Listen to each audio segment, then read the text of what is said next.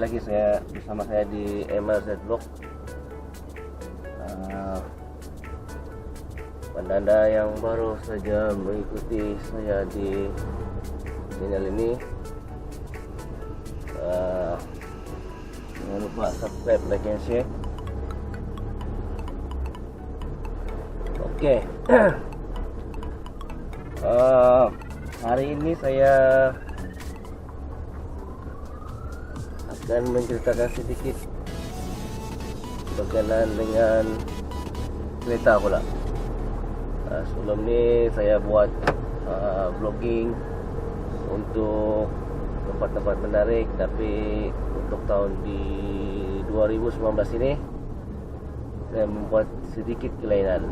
Seperti yang saya kata sebelum ini, saya membuat berbagai vlogging lah. Selain membuat tempat-tempat menarik, review barang-barang elektronik, dan saya juga sebenarnya membuat review kereta. Tapi yang ini lain sedikit. Kebiasaan orang buat review kereta baru. Yang ini pula saya buat sedikit kelainan lah. Lebih kepada pengalaman pemanduan kereta. Oke, hari ini saya akan berkongsi pengalaman memandu kereta model Isuzu D-Max V-Cross 3.0 automatic. Oke, kereta ni sebenarnya sudah 4 tahun saya gunakan, dan ini merupakan model pertama 3.0 tahun 2014, yang dibeli pada tahun 2014 ya, model pertama. Oke, pengalaman saya memandu Isuzu D-Max ni puas hati daripada segi penggunaan minyak. Memang orang semua maklum, penggunaan minyaknya memang jimat jika dibandingkan dengan kenderaan 4x4 yang lain lah. Untuk kategori dia memang jimat lah. Ya, selain itu dia juga selesa lah dibawa. Dan yang paling penting, selama saya menggunakan kereta ini, maintenance dia memang jimat. Biasanya saya akan servis setiap 10,000 km dan akan membelanjakan lebih kurang RM300 lah untuk sekali servis. Itu yang servis biasa lah tu. Buang minyak hitam, ganti oil filter, dan upah lah. Okey, untuk servis yang lain, yang kebiasaan macam enjin diesel ni, dia kena ganti diesel filter. Yang Isuzu D-Max ni dia ada dua biji diesel filter. Okey, sebiji lebih kurang RM135. Jadi dia kena ganti 2 biji sekali lah. Itu di luar servis yang biasa tu lah. Ya, okey, servis general service. General service ni biasalah, ganti minyak gearbox, transfer foil, axle, minyak enjin semua. Yang itu dalam 500 lah budget dia sekali buat, termasuk upah. Jadi kalau dibandingkan dengan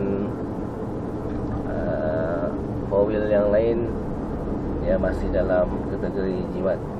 Sebab itu saya memilih Isuzu D-Max. Ya, tapi ramai orang cakap Isuzu D-Max enjin dia kasar. Ya, memang betul lah. Sebab dia menggunakan timing chain. Jadi agak kasar sedikit lah bunyinya. Tapi itu merupakan satu trademark lah untuk Isuzu D-Max ni, trademark.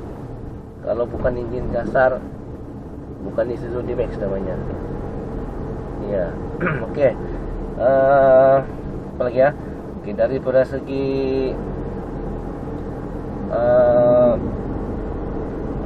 penggunaan oil, kereta ni masih memang menggunakan jenis dial tombol. Jenis baru ni lah. Ini Isuzu jenis V-Cross dengan tombol. Kalau yang model lama tu dia menggunakan push button lah. Tapi dia fungsi yang sama lah, cuma jadi dimodernkan sedikit. Okey, Isuzu D-Max ni mempunyai 5 kelajuan. Untuk model ni 5 kelajuan automatik dan mempunyai 2 pilihan gear lah, automatik dan separa automatik. Mungkin anda yang di luar sana pun memang tahu juga separa automatik tu dia boleh dikawal secara manual lah. Kelebihannya kalau separa manual ni paling best layan bukit lah. Layan bukit, kalau macam mau cepat memotong kereta tu, itu yang paling best lah. Ya. Okey, harga kereta ni waktu saya beli dulu 4 tahun yang lalu masih agak murah lah. Waktu itu kalau tidak silap saya dalam 108,000. Ya, 108,000. Dan dibuat pinjaman bank 9 tahun lah. Dan macam biasa down payment 10%. Tapi ni saya lebihkan sedikit lah, bukan lagi 10% saya, macam 12%. Lebihkan sedikit lah, sebab mau kejar mau mengurangkan bulanan CCM nya tu. Jadi saya lebihkan sedikit, jadi silap dalam 12% lah down payment. Dan bulanan kereta ni lebih kurang 1,100 lah sebulan. Okey, berbalik pada penggunaan minyak tadi. Yes, dia memang jimat. Kalau yang pernah saya record waktu pergi ke Tawau, sebanyak kalau kereta ni tidak silap macam 2 kali rasanya. Memang jimat. Sebab waktu mau bertolak ke Tawau tu, saya akan isi full tank. Waktu tu dari Kinabalu isi full tank. Musim tu diesel murah lagi lah sedikit, dalam 100 lebih lah rasanya, RM120 untuk full tank. Dan apabila sampai, dia sebenarnya sekali harum ya, saya isi full tank dari KK. Dalam perjalanan tu ke Tawau, tidak singgah-singgah lagi. Singgah pun untuk rehat saja. Maksudnya tidak singgah untuk top up minyak. Jadi saya cuma rehat 1-2 tempat dan teruskan perjalanan. Dan sampai ke Tawau, betul-betul di bandar Tawau tu, meter minyak tu dia menunjukkan paras separuh tangki. Jadi situ kita boleh nilaikan lah. Dan pada kali kedua juga saya ke Tawau, tapi yang kali kedua ni saya melalui jalan lain lah. Kalau kendaraan yang di luar tu mungkin ada yang tidak pasti di mana. Yang saya maksudkan ialah macam jalan laluan baru lah. dipanggil Jalan Kelabakan. Musim itu Jalan Kelabakan masih bagus. Jadi saya lalu daripada Kota Kinabalu turun ke Keningau, lalu Jalan Kelabakan dan tembus ke Tawau. Bezanya dua laluan ni daripada Kota Kinabalu, Lahadatu dan Tawau, kalau diukur pada jarak memang jauh Lahadatu lah. Memang jauh. Dan paling kurang pun kalau masa tu lebih kurang, kalau Kota Kinabalu, Lahadatu, Tawau tu ambil masa paling kurang 8 jam. 8 hingga 9 jam lah. Tapi kalau daripada Kota Kinabalu ke Keningau dan masuk ke Kelabakan tembus ke Tawau, kalau dulu jalan tu masih bagus, dia hanya mengambil masa 4 jam. Dan di situ pun saya dapat ukur minyak tu separuh tangki juga lah.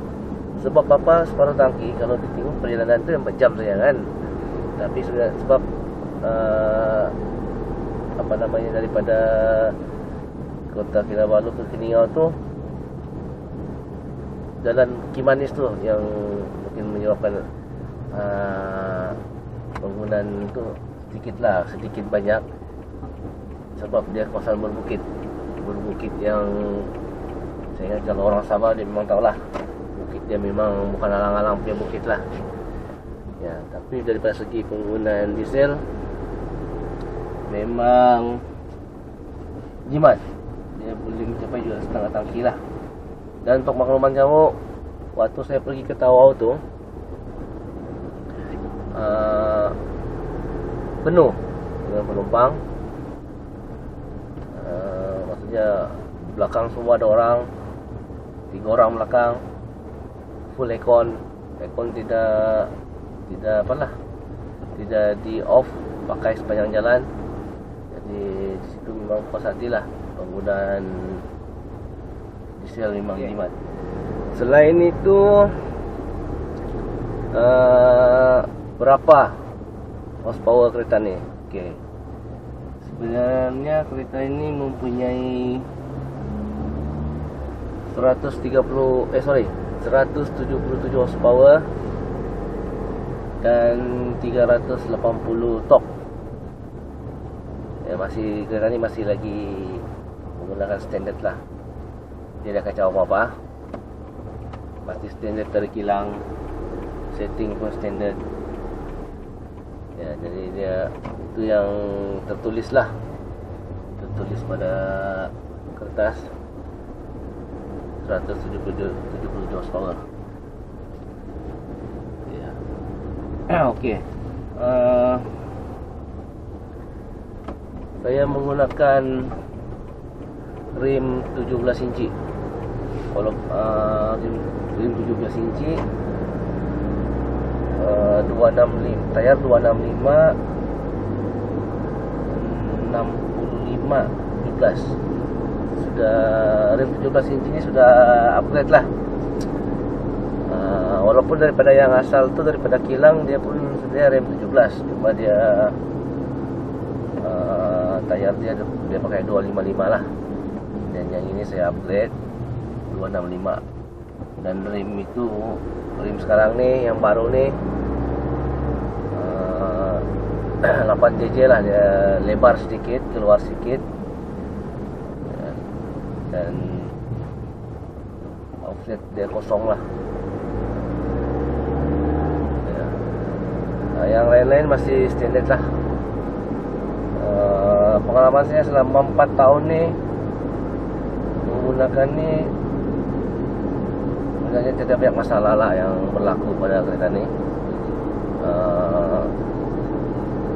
Biasalah kalau kereta ni kan ada jugalah yang akan rosak ya. Selama saya pakai ini ada satu kali lah yang part dalam enjin tu, dia panggil tension timing chain. Tapi alhamdulillah musim tu masih ada waranti, jadi dapat jaminan lah dengan time percuma. Dia tension timing chain tu dia rosak. Jadi timing chain tu kita dengar dia macam bila kita jalan dia bunyilah krek. Jadi dapat detect tu bila hantar ke service center, orang cakap masalahnya pada part itulah, nasib baik musim tu ada warranty ya. Tapi cuma satu saja kelemahan Isuzu D-Max ni, saya tidak pastilah yang model yang terkini ni lah. Untuk model ini dan yang model yang seterusnya, yang model lama ni, dia punya rotodisc.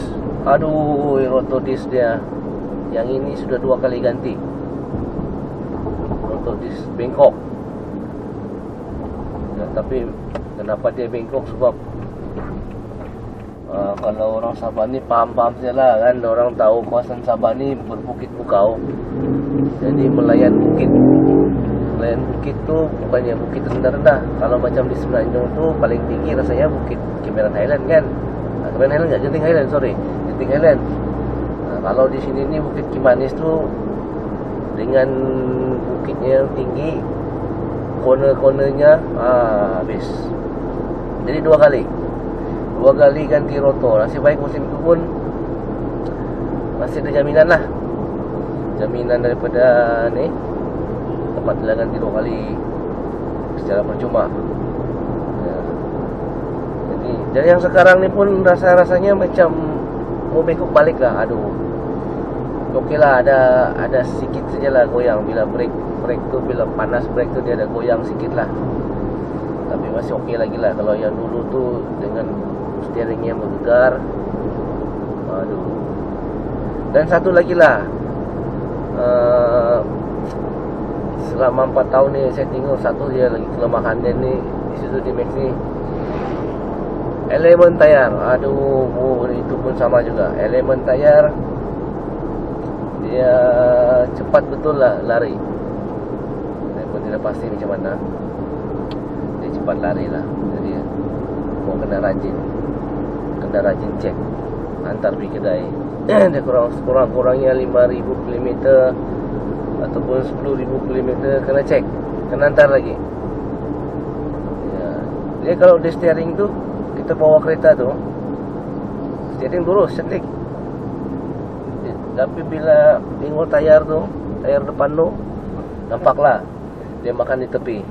Makan tepi sebelah dalam, makan tepi sebelah luar. Jadi kepada pengguna Isuzu D-Max memang orang akan faham lah.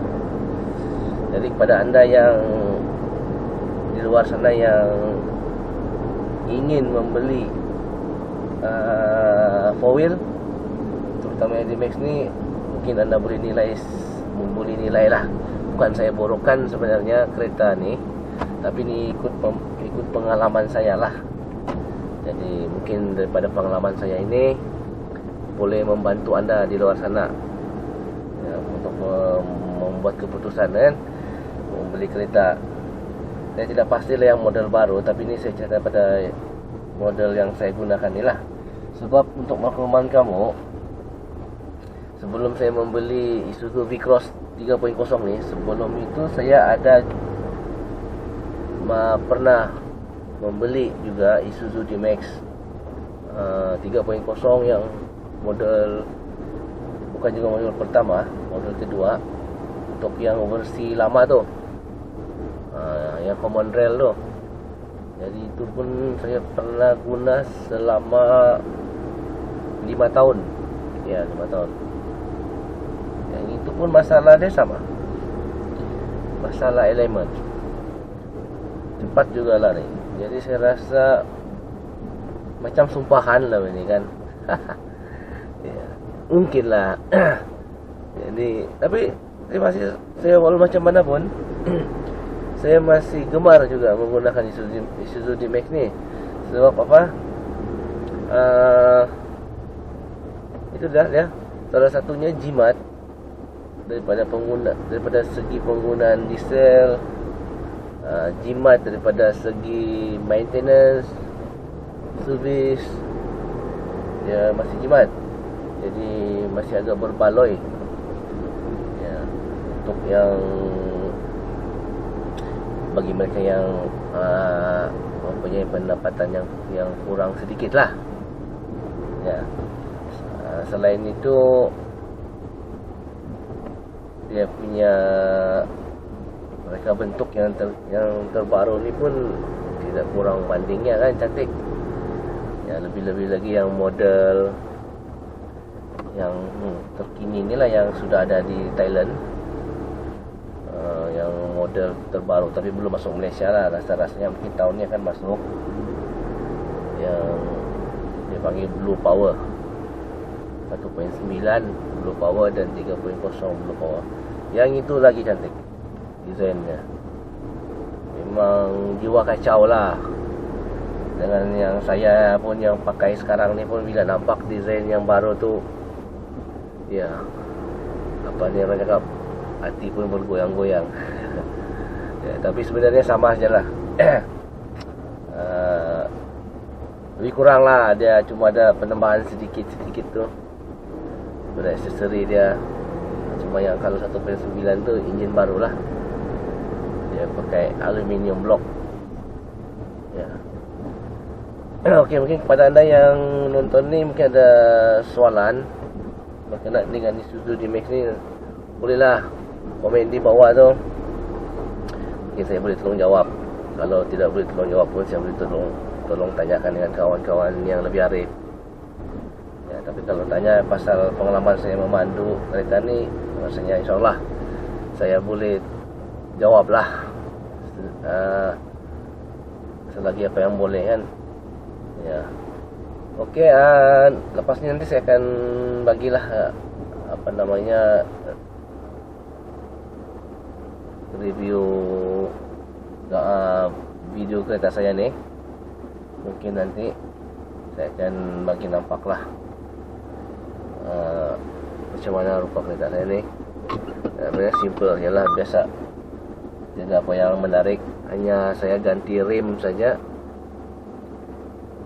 rim lebar sedikit, bagi nampak dia garang. Ya, itu sajalah, tidak apa-apa yang menarik untuk diubah lah. Ya. Okey, saya pun sebenarnya sudah sampai. Sebenarnya tadi saya dalam perjalanan pulang ke rumah, jadi sempatlah buat sedikit video ni. Jadi kepada anda yang belum subscribe, jangan lupa subscribe, like and share di channel saya DMRZ Vlog. Ya. Dan sialah pada kawan-kawan anda semua, mungkin anda ada cadangan lain, boleh komenlah di bawah ni, dan berikan cadangan lah. Oke, sampai jumpa lagi untuk video saya seterusnya. InsyaAllah saya akan, selepas ini mungkin saya akan buat satu review pengalaman memandu kereta lain pula, yaitu kereta Myvi, All New Myvi 1.5 Advance. Kereta sendiri juga sebenarnya, ya, kereta sendiri yang telah digunakan lebih kurang 9 bulan yang lalu lah, baru juga sebenarnya. Jadi insyaAllah nanti saya akan buat video lah berkenaan dengan Myvi tersebut, pengalaman memandu selama 9 bulan. Apa yang menarik di Myvi itu, apa yang kurang menarik.